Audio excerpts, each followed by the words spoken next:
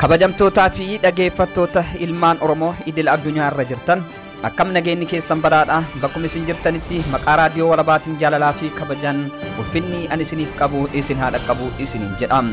Weerarri namoota nagaa Oromoota Walloo irratti mootummaa PP fi mootummaa naannoo Amaaraatiin gaggeeffame jiru ilaalchisee ibsa adda bilisummaa uummata Oromoo baasee barruu dheeraadhaan kan isaan peejii isaan irratti lakkisan gara sagaletti isinii jijjiiruudhaan kan isin wajjin turtii taasisu Annu Mahir Husseini haga xumura qophii kiyyaatitti nafaana bu'aa isiniin jedha.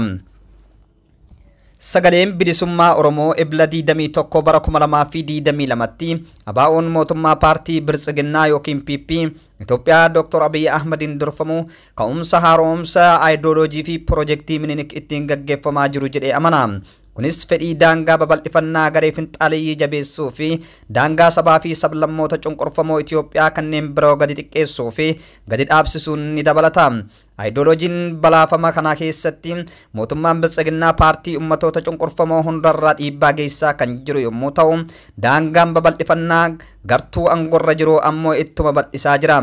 Adeemsa kana keessatti sabaa fi sablammoonni kanneen akka naannoo Oromiyaa, Beenishaangul Gumuzii fi Tigraay fa'a kanneen naannoo Amaaraa daangessan hedduun isaanii rakkoo kanaaf saaxilamaa jiru.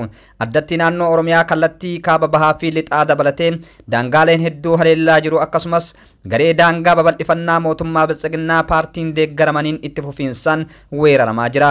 Milishaan mootummoota naannoo kanneen paartii badhaadhinnaa waliin gamtaan hojjetanii fi waraana Eertiraa waggoota 3 fi walakkaa darbaniif waraana mancaasaa fi addaan hin cinne kana irratti bifa dhaabbataadhaan hirmaachaa jiru. Waraanaa fi ajjechaan namoota nagaa tooftaadhaan gaggeeffamu kun akkasumas duulli daangaa babal'ifannaa kanneen yeroo Dr. Abiy gara aangootti dhufe irraa eegalee waggaa 3 fi walakkaa darbaniif adeemsifamaa jiruutis ajjechaa fi buqqa'iinsi yeroo ammaa namoota nagaa Oromoota Walloo irratti gaggeeffamaa jiru guddaa yaaddessaa ta'eera. Yeroo kanatti mootummaan naannoo Amaaraa mootummaan jiddu galeessaa waliin qindoomuun Oromoo nagaa Walloo irratti waraana bal'aa labsee jira. Amma wayita ibsa kana baasaa jirruttis daa'immanii fi maanguddoota dabalatee Oromoota nagaa Walloo haleellawwan gareewwan shororkeessaa milishaa Amaaraa fi fannoo Amaaraa mootummaan deeggaramaniin akkasumas gartuuwwan isaanii waliin hidhata qabaniin haleellamaa jiru.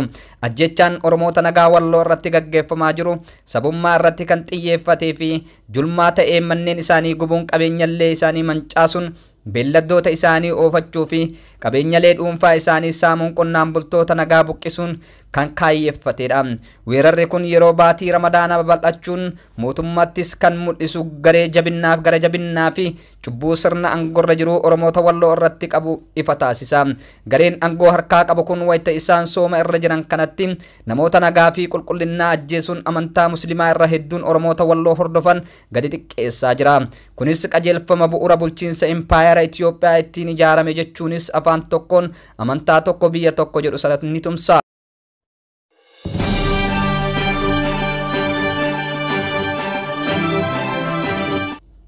Dabalataanis impaayerri Itoophiyaa humna raayyaa ittisa biyya Itoophiyaa eegdota Riippaabilika loltoota Eertiraa fi garee daangaa babal'ifannaa fannoo Amaaraa 80,000 ol ta'an bobbaasuun kutaalee Oromiyaa biroo keessatti waraana weeraraa babal'inaan itti ta'ee jira. Loltoonni kunniinis manneen jireenyaa uummata nagaa yookiin jiruu fi jireenya madda galii isaanii mana beelladoota midhaanii fi midhaan ooyruurra jiran kan guban yommuu ta'u, waraanumti kunis daa'immanii fi maatii Oromoo lafa isaanirraa dhabamsiisuudhaaf wixineeffame. Kanaafuu abaa'oon gocha weerara kanaa cimsee balaaleffachaa waamicha armaan gadii ni dhiyeessa. Tokkoffaan humnoonni weerartuu kunniin hatamtamaan kutaa Walloo keessaa akka ba'an waamicha ni taasifna. Mootummaan Biltsiginnaa paartii Abiy Ahmedin durfamu gartuuwwan shororkeessitoota kanneen qindeessanii fi bobbaasan ajjechaa fi manca'insa Walloon keessatti raawwatamaa jiru itti gaafatama akka fudhatu jabeessinee dhaamna. Dabalataanis walitti bu'iinsi saboota gidduutti babal'isuun kun nagaa tasgabbii fi waliin jireenya ummatoota Itoophiyaa gidduutti dhiibbaa hammaataa kan qabsiisu yommuu ta'u, akka biyyattii Itoophiyaa irratti miidhaa guddaa akka qabsiisu daballee nu hubachiifna. Lammaffaa irratti gareewwan Amaaraa hidhatanii jiran mootummaa naannoo Amaaraa fi addatti dhalattoota Amaaraa dhiibbaa uumuu danda'an fedhii daangaa babal'ifannaa kanarraa akka of qusatan waamicha ni taasifna. Addatti milishaa Amaaraa fi fannoo Amaaraa abjuu daangaa babal'ifannaa isaanii lubbuu namoota nagaa kumaatamootaan gaaga'aa jiru. Akkasumas waliin jireenya uummattoota Amaaraa fi sabaa fi sablammoota Itoophiyaa biroo waliin qabu balarra buusaa akka dhaaban ni gaafanna. sadaffaa irratti ammas loltoota Eertiraa yookaan alagaa Oromiyaa keessaa akka bahanii fi gocha giddu seentummaa mootummaa Eertiraa raawwatamaa jiru hariiroo gara fuula duraa Oromoo fi Eertiraan kan miidhu waan ta'eef ummatni Eertiraa gocha mootummaa isaanii kana akka morman ni gaafanna. Afuraffaa irratti mootummoonni naannolee fi milishoonni sabaa fi sablammoota cunqurfamoo kanneen duula daangaa babal'ifannaa garee finxaaleeyyii kana irratti hirmaachaa jiran walitti bu'iinsa kana keessa hirmaachuu akka dhaaban waamicha ni taasifna. addatti milishaa Affaar, milishaa Somaalee fi milishoota uummattoota kibbaa hirmaannaa duula kanaa keessaa akka hobbaasan ni dhaamnaa fi wanti kun itti fufnaan mootummoonni naannolee kunniinis miidhaa hin barbaachifne kana gocha isaanii badaa ta'e kana hordofee dhufuuf itti gaafatamummaan ni fudhatu jedhan. Maayyee irratti yeroo ulfaataa kanatti Oromoota Walloo mana maatii fi qabeenya keessan tokkummaan dhaabbattanii akka eeggattan waamicha isiniif taasifna. Akkasumas hawaasni Oromoo bal'aa fi lammiileen Oromiyaa biyya keessaa fi biyya alaa jiran obboloo keessa Walloon cinaa akka dhaabbattan waamicha isiniif taasifna. Ummata Oromoo fi lammiileen Oromiyaa biyya keessa jirtan karaa dandeessan hundaan Oromoo Walloo waliin akka dhaabbattan ni dhaamna.